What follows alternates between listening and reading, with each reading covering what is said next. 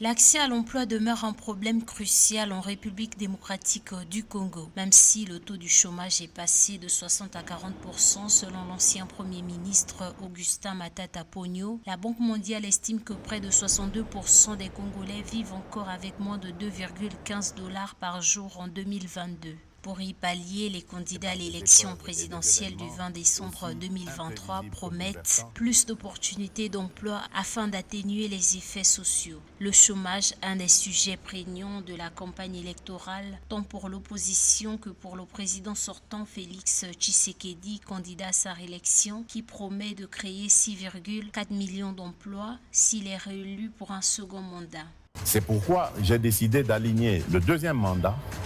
par la confiance que vous me renouvellerez sur 6 engagements majeurs, à savoir, premièrement, l'engagement de créer plus d'emplois au moyen d'une approche volontariste avec des solutions tirées de notre vécu quotidien,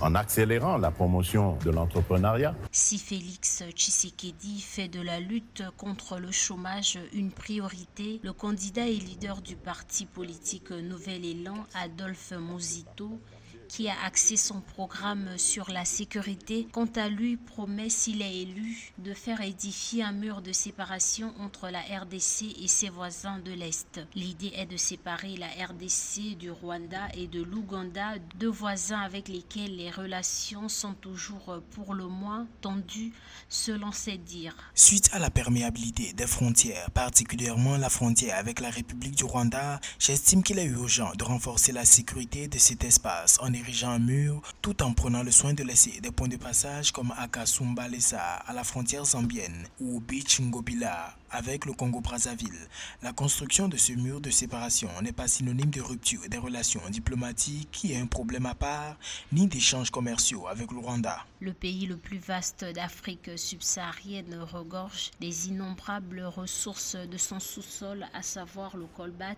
le diamant, cuivre, uranium, coltan, entre autres, qui n'ont pas contribué à améliorer les conditions de vie des populations. Le PNUD situe l'indice de développement humain de la RDC à 0,479, ce qui classe le pays au 179e rang mondial sur les 191. Selon les observateurs, les candidats doivent maintenant chercher les voies et moyens à associer les chefs d'entreprise, les scientifiques, toutes les ressources humaines